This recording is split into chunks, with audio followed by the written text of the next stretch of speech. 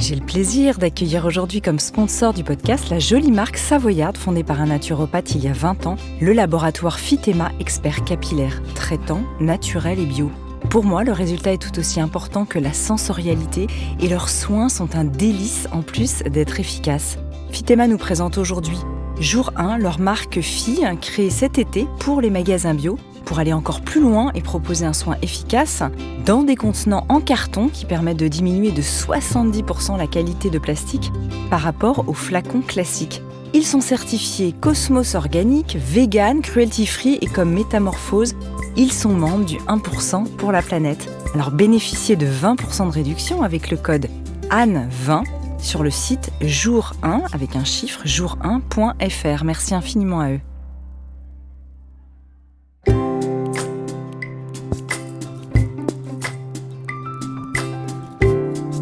Bonjour et bienvenue dans Graines de Métamorphose, le podcast à destination de la nouvelle génération pour faire germer les consciences. Je suis Alexandre Dana et chaque semaine, j'accueille à mon micro une personnalité de moins de 35 ans afin de discuter de sujets positifs et inspirants qui vous encouragent à grandir en bienveillance et en conscience. Graines de Métamorphose, le podcast qui fait germer la conscience. Il est parfois des chemins faits d'extrêmes, des chemins qui nous perdent pour mieux nous trouver. Est-ce possible d'être adulé par des millions de personnes et faire le choix de se retirer dans la forêt ? Mon invité aujourd'hui en est la preuve, passant d'une émission The Voice à la forêt. Après une perte de sens et l'envie de tout arrêter, il va passer de la folie médiatique à une vie riche de spiritualité dont il en témoigne dans son livre Sur le chemin des rêves aux éditions Jouvence et un album solo, Rêveur Forever, sorti en 2020. Car c'est bien de cela dont nous parle cet artiste en quête de vérité, rêver en étant éveillé. Avons-nous tous un guide pour nous aider sur notre chemin ? Comment pouvons-nous déjouer les pièges de l'ego ou encore planter nos rêves ? Toutes les réponses sont dans Graines de Métamorphose aujourd'hui avec l'auteur et musicien Flo Della Vega. Salut Flo et bonjour à tous. Salut, bonjour. Flo, est-ce que tu as vraiment pensé que le monde des projecteurs n'était plus le tien après toutes ces années de tournée avec les frérots de la Vega ? Ouais, j'ai vraiment eu cette certitude. Je pense que c'était nécessaire pour moi d'affirmer ça, pour pouvoir prendre la décision qui était compliquée quand même, de tout arrêter en chemin. Et ouais, je me suis vraiment dit que ce monde n'était pas le mien. Et après, il y a eu un parcours. J'ai découvert que finalement, la lumière était quelque chose qui était important dans ma vie. Mais c'est vrai que je suis passé par une longue période où j'ai rejeté totalement cette lumière et j'ai œuvré dans l'ombre. Et cette décision de rejeter ce monde, elle s'est prise rapidement, elle a été longue à mûrir ? Ça a été très long, ça a été une tension, une crise intérieure très très importante au moment où on était à l'époque des frérots de la Vega en train de vivre le sommet un peu de notre courte carrière, quoi. Des zéniths, des milliers d'albums vendus et donc l'extérieur qui brille énormément, les gens qui sont heureux et moi qui intérieurement vis une contradiction, un paradoxe et l'envie de partir et avoir peur de le dire. Donc ça a été très très long, ouais. Est-ce que tu te souviens de la première personne à qui tu en as parlé ? Ouais, mais c'était ma compagne de vie, qui est la maman de mon fils, avec qui on échangeait sur tout ce que je vis, toutes ces métamorphoses justement que je vivais depuis déjà de nombreuses années et qui me soutenait, qui était la seule personne avec qui je pouvais en parler, ouais. Alors qu'est-ce qui t'a poussé à revenir sur le devant de la scène ? Tu parles dans ton livre d'une envie de partage très forte. Ouais. En fait, je me suis engagé, il y a eu vraiment l'arrêt, il y a eu une crise intérieure qui était liée à j'arrive pas à me situer dans ce monde, être une star du show business, c'est pas un truc qui me fait vibrer autant que ça. Et j'avais la sensation à ce moment-là, vu que je me posais des questions par rapport à ma place dans le système, de qu'est-ce qu'on fait nous les humains sur cette terre, est-ce que vraiment ça a du sens d'être là où je suis ? Et je suis parti dans l'extrême écolo. J'ai voulu incarner une version du colibri, j'ai voulu œuvrer dans l'ombre et faire en sorte d'avoir des solutions, de trouver les solutions dans ce monde. C'était un petit peu la croyance que j'avais. Et je me suis rendu compte que ça m'a éteint, en fait. Je me suis engagé là-dedans avec beaucoup de ferveur, avec beaucoup de passion, j'ai adoré. Mais à petit feu, il y avait mon feu intérieur qui s'éteignait et j'ai réalisé qu'en fait, j'étais un artiste, en fait, que je pouvais pas m'annuler comme ça, que j'allais tomber en dépression et c'était un peu ça que j'ai vécu. Une sorte de dépression, de déprime, je sais pas comment on peut l'appeler. Et c'était assez compliqué. Et après, il a fallu se bouger et dire bon, je reviens. J'ai des choses à dire, en fait. Je savais que j'avais envie d'écrire un livre. Je savais que j'avais un univers qui se construisait en moi autour des rêves. Donc, ça a pris quelques années. Et puis voilà, je suis de retour. Et tu parles justement d'une quête dans ton livre. C'est presque un voyage chamanique.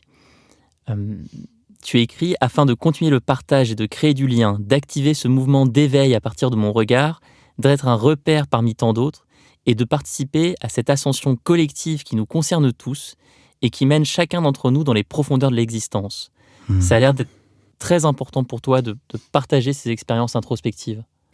Ouais, c'est ça, parce que la démarche justement d'arrêter les frérots, c'était je veux changer le monde.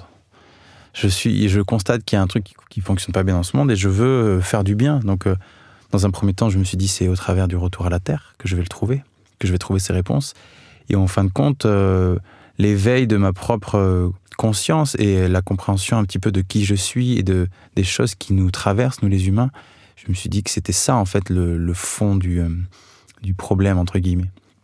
Et je me suis dit, en fait, c'est ça que je veux partager, c'est tous ces messages-là sur ce que je comprends, sur ce que je ne comprends pas, et inviter les gens au rêve, inviter les gens à avoir un regard vers eux, à l'intérieur, pour qu'ils se découvrent.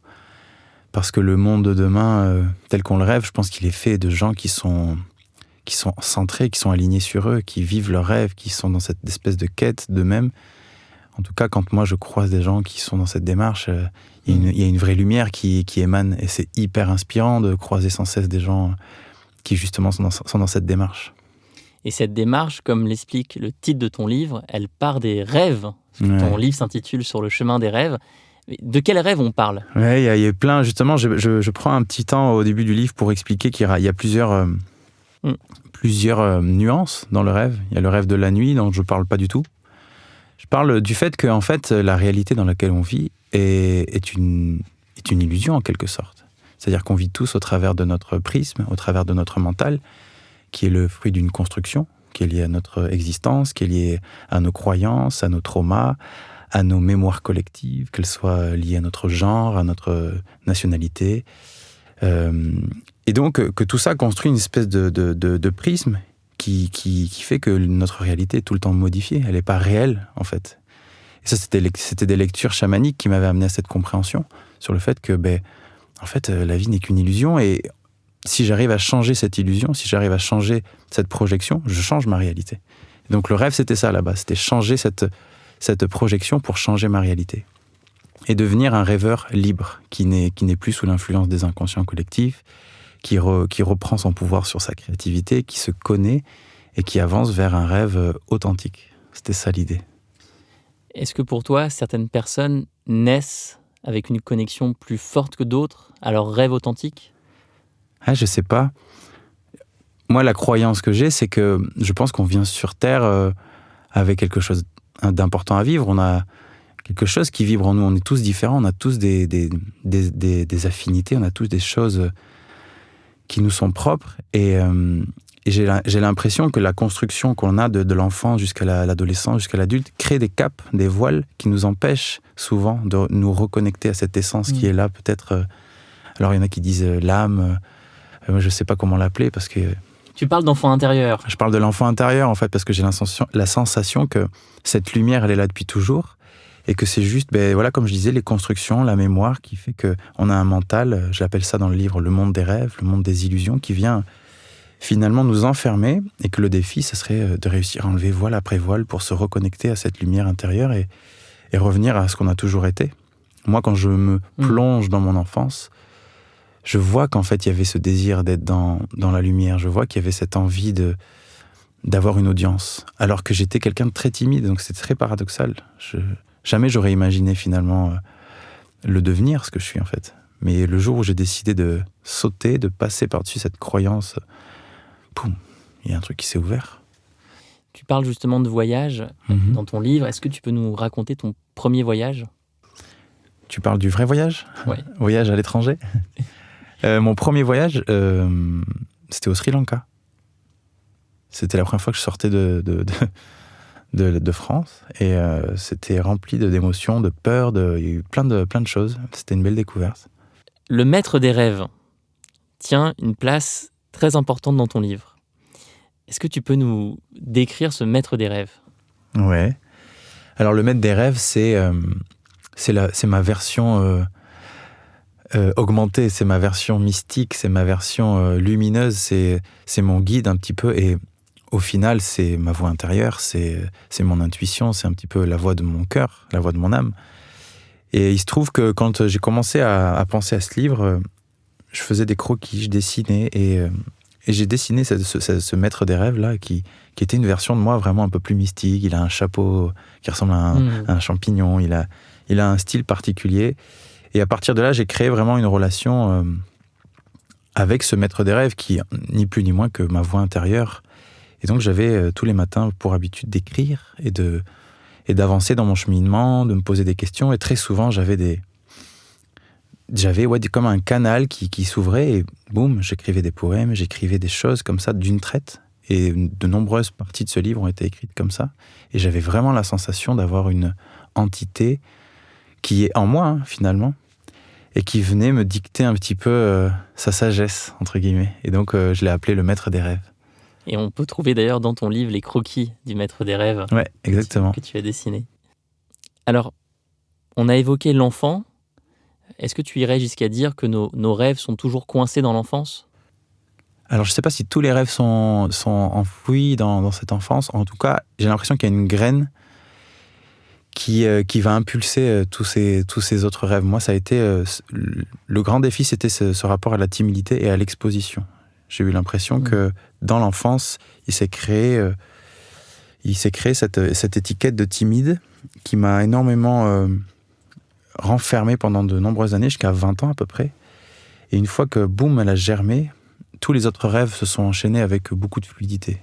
Et donc je pense que oui, dans l'enfance, il y a un talent, une passion, quelque chose qui est fort, qui est en nous, qui est là, et qui demande qu'à germer et à être planté, semé, pour qu'ensuite fleurissent et naissent de nombreux rêves. Ouais, je pense bien, oui. Et à part se replonger dans notre enfance, est-ce que tu peux nous partager d'autres rites initiatiques qui peuvent permettre une connexion à nos rêves authentiques ? Il y a pas mal de choses. Il y a le jeu, mais le jeu, ça ramène à l'enfance, puisque c'est là qu'en fait, c'est naturel de jouer pour un enfant. C'est quelque chose d'inné. Donc la connexion au jeu, la connexion au lâcher-prise, la connexion aussi à l'inconnu, à cette chose-là quand on grandit, quand on devient adulte, c'est vrai c'est de plus en plus compliqué d'aller dans des zones inconfortables, de sortir de sa zone de confort et expérimenter de nouveaux horizons. Moi, c'est quelque chose qui m'aide beaucoup, de faire face à la peur aussi, de me rendre compte qu'effectivement, dès qu'on veut sortir de cette zone de confort, il y a de suite des freins mentaux, des croyances, des peurs qui viennent un petit peu nous limiter. Et maintenant, j'aime bien les prendre, ces peurs, comme des signaux indicatifs, comme « bon, vas-y, il faut y aller, t'as peur, donc il faut y aller ». Et jouer, vraiment essayer de prendre les choses avec un maximum de recul, parce que sinon, on n'avance pas, on fait rien, en fait. Enfin, moi, c'était mon cas. Donc cet inconnu, ça peut être le voyage, les nouvelles personnes, les nouvelles activités. Ouais, des fois, c'est des trucs très subtils, hein. Ça peut être quand on croise quelqu'un dans la rue, quelqu'un nous interpelle, au lieu de mécaniquement se fermer comme on le fait tous très souvent, c'est non, pourquoi pas faire un pas, aller vers cette personne où il y a plein d'exemples de petits pas vers l'avant qu'on peut faire, qui font qu'en fait on transforme notre réalité. D'un coup on se dit c'est marrant, là où j'agissais de manière très automatique avant, d'un coup j'ai repris le pouvoir et j'ai décidé autrement. Mon libre arbitre a vraiment fait un pas, et c'est ça, aller vers l'inconnu. Et donc c'est des choses très subtiles, regarder quelqu'un dans les yeux, accepter ce regard, ne pas le fuir, parce qu'on a tendance tout le temps à... Enfin, je dis on, mais je parle de moi, évidemment. Et moi, c'est des choses comme ça qui me transforment. À chaque fois que je dis, tiens, ça, je n'étais pas capable de le faire il y a encore quelques jours. Et de le faire, ça m'amène vers une nouvelle version de moi, vers l'inconnu. Et j'ai l'impression que plus je fais ça, plus je me rapproche de ce que je suis réellement. Et tu parles d'ailleurs dans le livre de traquer son mental. Ouais. C'est une belle expression. Comment faire pour sortir de ces rapports d'automatisme ? Le truc qui a été pour moi un déclencheur, c'était l'expérience de l'instant présent. Comprendre depuis l'expérience, pas juste avec l'idée théorique et mentale, que l'instant présent est une chose magnifique à vivre, parce que c'est quelque chose qu'on entend évidemment beaucoup, et qui est très charmante, mais l'expérimenter a été quelque chose qui m'a transformé. Et à partir du moment où j'ai compris que j'étais autre chose que mes pensées, et que j'avais la capacité d'avoir un recul, d'être cet observateur silencieux, j'ai commencé à entretenir justement beaucoup plus de distance par rapport à mon mental, à mes croyances, à mes peurs et à mes automatismes. Et donc, dans les relations humaines, j'avais pris l'habitude de m'observer, de me rendre compte dans les premiers instants où je rentrais en contact avec quelqu'un, est-ce que je rentrais dans un rapport automatique, où on reproduit des trucs un peu en automatisme, tout simplement comme des robots. Quand tu vas voir ton médecin, tu lui serres la main d'une certaine façon. Quand tu vas voir ton copain d'une autre, toutes ces choses s'activent et on s'en rend pas compte. Et j'avais envie d'être maître et de dire mais qui je veux être moi. Et donc ça a été un peu le point de départ. Et en fait c'est constant, c'est là tout de suite avec toi, c'est chaque instant. Et donc des fois on se déconnecte de soi un petit peu. Mais quand on entretient cette relation, on reste de plus en plus proche malgré tout. Est-ce que la musique et la composition de tes chansons a été la première activité pour toi en dehors du mental ? La première activité où tu as connecté avec l'instant présent ? Je pense que l'instant présent, je le vivais comme tout le monde depuis toujours. On a toujours des instants de présence au travers du sport, au travers d'activités qui nous connectent à l'instant. Mais c'est vrai que la créativité, ça a été une découverte. J'ai compris que ce que j'étais capable d'écrire, ce que j'étais capable de créer venait pas de mon mental, que c'était vraiment un flow, un canal, un état dans lequel j'étais et qui m'amenait des idées auxquelles je n'avais pas pensé avant, qui n'étaient pas construites comme une idée intellectuelle. Et ça m'a beaucoup plu parce que de suite, ça te met dans une intériorité, dans une connexion à toi qui est à la fois un retour à la maison, un cocon dans lequel on se sent bien. Et à partir de là, la créativité, c'est devenu une sorte de refuge aussi. Est-ce que tu irais jusqu'à parler de connexion divine quand tu composes ? Ouais, c'est vrai que ces mots, ils sont beaux. Oui, moi j'aime parler de ces choses avec ces termes. Je trouve ça... Après, il faut garder un peu d'humilité parce que c'est vrai que divin, ça fait de suite penser à des choses incroyables. Mais je pense qu'on est tous divins. Effectivement, la créativité, c'est pas forcément créer des chefs-d'œuvre. En fait, à partir du moment où on est dans la création, dans la créativité, je crois qu'effectivement, on se connecte à quelque chose de divin parce que c'est en dehors de notre côté très humain. Il y a quelque chose de un peu plus grand, un peu plus pur, qui s'active et qui nous amène à créer tout simplement. Alors, tu es chanteur, compositeur, artiste, mais tu es aussi dans la terre. Et tu as une expression qui m'a marqué. Tu parles de planter ses rêves. Ouais. Est-ce que tu peux nous en dire plus ? C'était lié à cette image du jardin intérieur, du jardin secret, dans lequel on a toute la liberté d'aller y semer nos rêves. Et donc, comme dans le livre, je fais référence à l'arbre aux rêves, donc qui est ce que j'appelle moi notre source, là où tout existe en nous, là où tout est possible, et d'aller cueillir les fruits de cet arbre pour les semer et réellement matérialiser nos rêves. Et dans toute mon expérience du jardin, de la permaculture, j'ai beaucoup joué avec ça. En fait, j'aimais bien cette image qu'un rêve, c'est une graine, comme on le disait, et qu'à partir du moment où on la sème, c'est pas fini, quoi. Il faut continuer, il faut l'entretenir, il faut en prendre soin, il faut venir le cultiver, il faut venir se recueillir, et que c'est comme ça qu'on arrive à matérialiser des rêves. En tout cas, c'était la démarche dans laquelle j'étais. Et c'était, je trouve aussi, une façon de prendre rendez-vous avec soi, parce que le monde, la vie, le rythme fait qu'on a une tendance à se déconnecter très souvent de nous-mêmes. On est un petit peu ballotté par ce monde, par les interactions. Et j'aimais bien l'idée que si tu plantes un rêve vraiment dans la matière, qu'il y ait cette espèce de souvenir ou même de rendez-vous avec toi-même, de revenir, de te recueillir et de dire tiens, mais où est-ce que j'en suis par rapport à ce rêve ? Et de le voir pousser, parce qu'il y a aussi cette image d'un arbre, tu le vois évoluer. Je prends le temps. Je prends le temps et j'aimais bien l'image. Après, je me suis rendu compte que si malheureusement l'arbre il meurt, ça crée un mauvais signal. Mais bon, faut en planter plein. Mais tu es sur Graines de Métamorphose, donc la métaphore nous parle évidemment. Par contre, tu mentionnes plusieurs pièges. Ouais. L'ego spirituel, oui. La destruction de l'ego, le piège du rêve parfait. Est-ce que tu pourrais résumer ces pièges successifs lorsqu'on commence à s'éveiller ? Ouais. Ça a été un petit peu dans cet ordre chronologique que je les ai vécus, moi en tout cas. Il y a eu ce premier éveil qui était... je découvre une nouvelle réalité. Je découvre que je suis autre chose que mes pensées, donc. Que je découvre que l'instant présent est une expérience incroyable. Et dès lors, en fait, j'ai une vision de la vie qui change totalement. Et moi, ça a été vraiment cette expérience. Et le piège, c'était de se dire, j'ai compris la vie.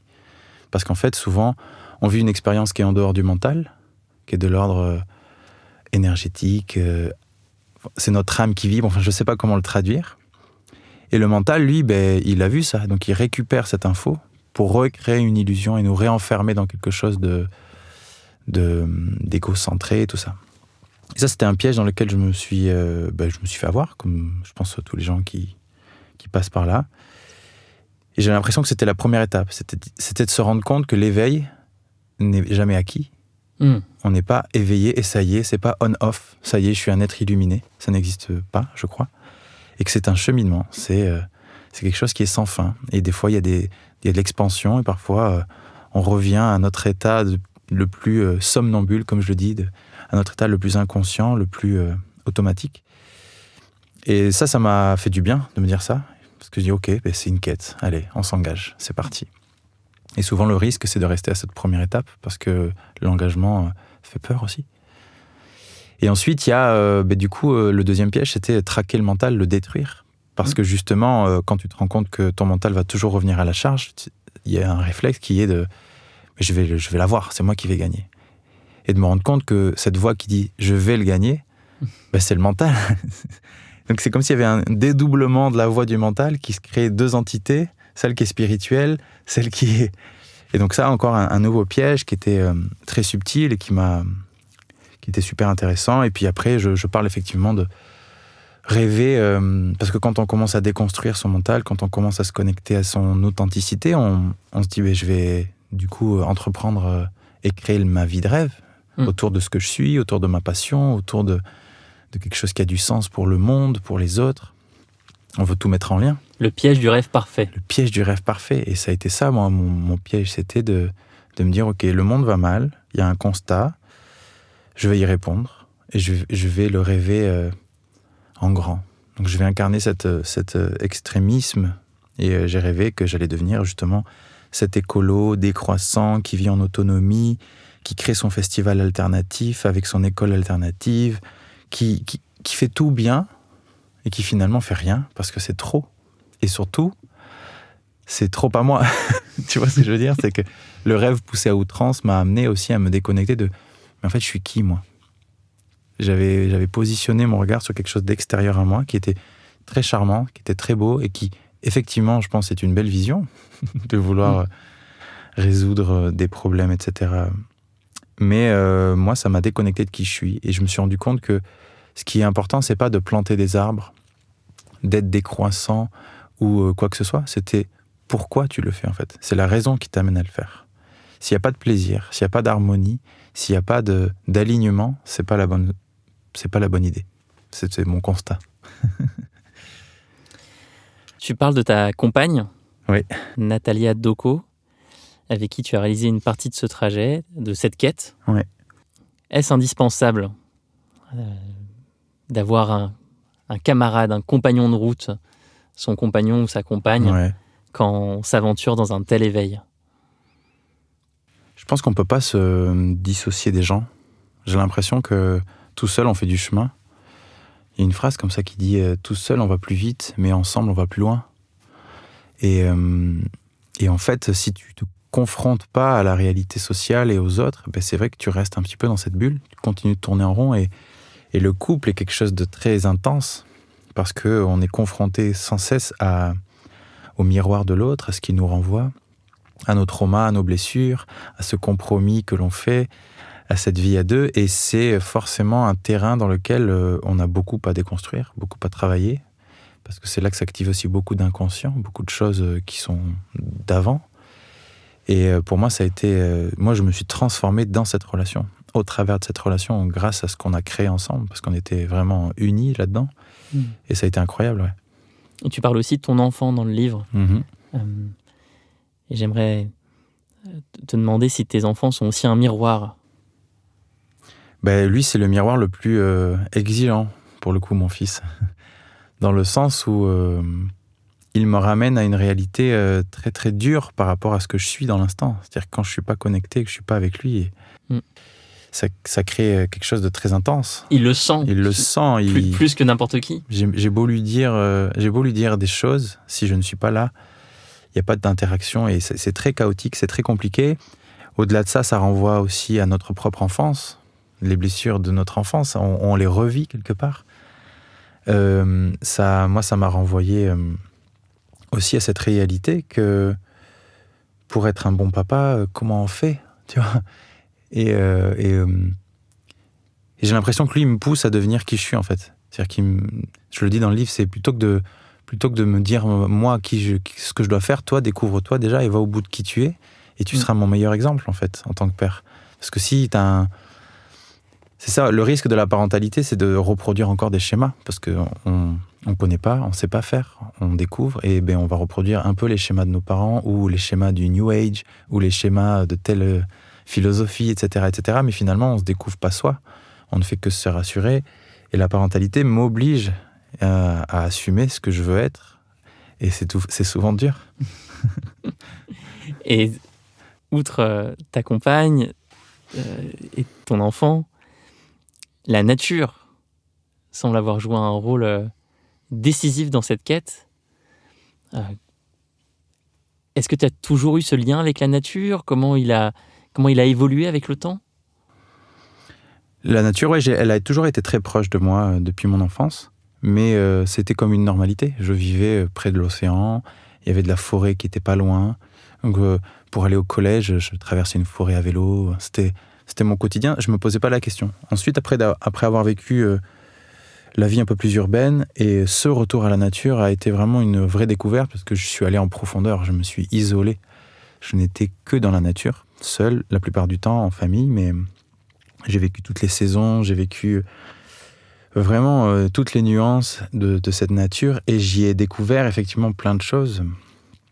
J'ai eu des compréhensions un peu mystiques, métaphysiques sur la dynamique, sur les cycles, au travers de la contemplation, j'ai accédé à énormément de choses intimes et profondes. Donc ça a été vraiment une révélation, et je sais que ça fait partie de mon pilier. En fait, c'est comme si je me suis rendu compte que la nature, c'était pas quelque chose d'extérieur à nous. Parce qu'en fait, souvent, on a ce discours, les humains, de dire il faut protéger la nature.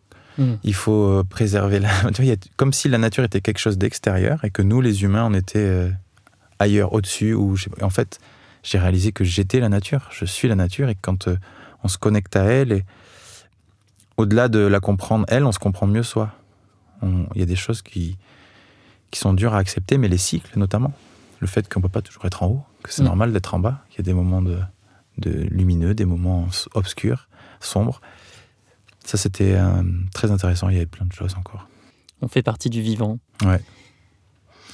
Alors enfin, je souhaite parler avec toi de solitude. Oui. Alors, pourtant, tout à l'heure, tu nous as bien expliqué que ta quête n'avait pas été une quête où tu étais resté seul, mais tu évoques néanmoins dans le livre la beauté de la solitude. Tu évoques la beauté de la solitude. Tu parles de savourer la solitude. Ça fait peur à beaucoup de gens. Comment est-ce qu'on peut l'appréhender ? Elle fait peur parce qu'on est, je crois qu'on se met, on est face à nous-mêmes, quoi. Il n'y a personne pour créer cette espèce de distraction ou l'anesthésie un petit peu sociale dans laquelle on va fuir un petit peu nos traumas et ce que l'on est à l'intérieur, parce que je crois qu'on a tous des choses à régler avec notre enfance, avec la façon dont on a grandi, avec l'incompréhension de ce que l'on a dans le monde, et la solitude est une énorme mise en lumière de toutes ces choses, donc ça fait peur. Moi, ça a été vital, parce que peut-être que j'ai cette nature aussi, et que j'aime particulièrement être seul, j'aime particulièrement ne pas être pollué, entre guillemets, par l'entourage. J'aime avoir ma vibration, j'aime mettre la musique au niveau que je veux la mettre, j'aime avoir mes rituels, tout ça. Et en fait, je me suis rendu compte que ça m'aidait à me comprendre, en fait, aussi. C'est plus je suis seul, plus je sais qui je suis, et plus je sais qui je suis, plus quand je me reconnecte socialement, je peux être authentique, je peux être une version upgradée, un peu plus moi, un peu plus authentique. Et ça, je crois qu'il n'y a que la solitude qui nous l'a fait découvrir. On se pose des questions un peu existentielles quand on est seul. Oui, je pense ici au philosophe Fabrice Midal qui est venu plusieurs fois sous Métamorphose et qui explique bien comment la solitude nous permet de nous découvrir, ce qui nous permet in fine d'éviter l'isolement. Ah, c'est intéressant. Alors Flo, j'ai une surprise. Ok. J'ai quelqu'un qui voudrait nous rejoindre dans ce podcast. Alors que normalement, nous sommes souvent un duo sur Métamorphose. Quelqu'un qui va même amener un instrument de musique que tu connais bien, une guitare, et qui, je crois, va te demander de jouer un morceau. Faut que je m'échauffe.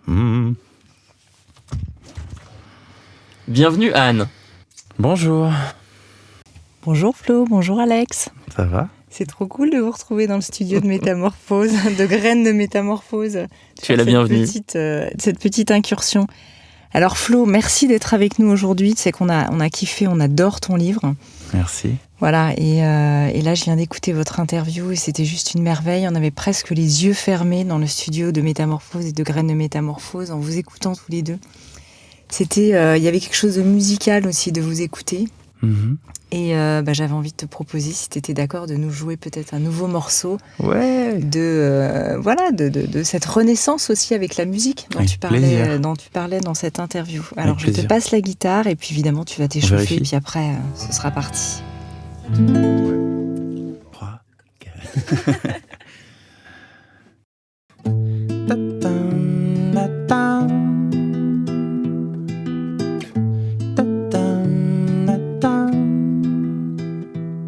J'ai rêvé tant de fois sous la lune, découvrir les secrets de la vie. J'ai traversé les déserts et les dunes pour trouver les clés du paradis. J'ai fait face à l'orage et au vide, aux nuits noires de l'amour rien ne va. Entre sagesse et naufrage j'ai écrit pour qu'on n'oublie pas. Et si demain je retombe dans les pièges, les griffes du temps, les souvenirs passés.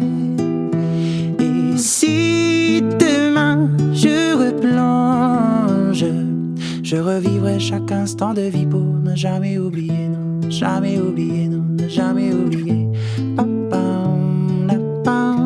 Jamais oublier, non, ne jamais oublier.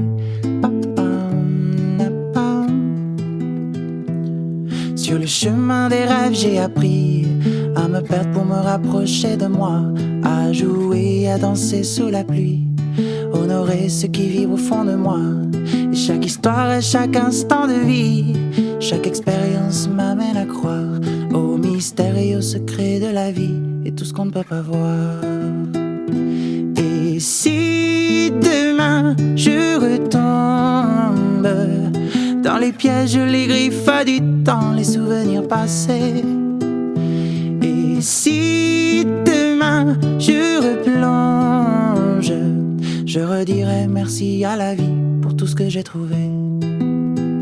Mais si tu sens que tu tombes, que la vie te malmène, et si le vide est autour de toi, dis-toi que tout n'est qu'un rêve où l'inconnu te mène, le silence te guidera. Garde l'espoir, écoute ton cœur qui bat. Oui, garde l'espoir, le ciel est avec toi. Et si demain tu replonges dans les pièges, les griffes du temps, les souvenirs passés. Et si demain tu replonges, dis merci à la vie et à la mort pour ne jamais oublier, ne jamais oublier que la vie est une chance et qu'il ne faut jamais l'oublier, non, ne jamais l'oublier. Et si demain je retombe dans les pièges, les griffes du temps, les souvenirs passés. Et si demain je replonge, je redirai merci à la vie pour tout ce que j'ai trouvé. Et je revivrai chaque instant de vie pour ne jamais oublier.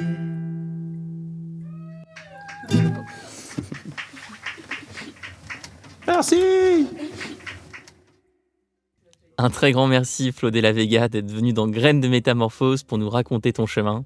Je rappelle le titre de ton livre passionnant, Sur le chemin des rêves aux éditions Jouvence. On peut aussi retrouver d'autres informations sur ton site internet flodelavega.com et notamment ton premier album solo, Rêveur Forever. Merci à vous et à très bientôt dans Graines de Métamorphose. Merci d'avoir écouté cet épisode.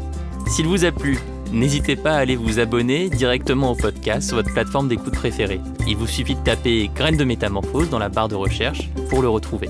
Vous pouvez aussi nous suivre et découvrir les actualités du podcast sur notre Instagram, Graines de Métamorphose. On se retrouve la semaine prochaine, même jour, même heure. Et en attendant, c'est Anne et ses invités qui vont vous nourrir avec de nouveaux épisodes de Métamorphose, le podcast qui éveille la conscience. Graines de Métamorphose, le podcast qui fait germer la conscience.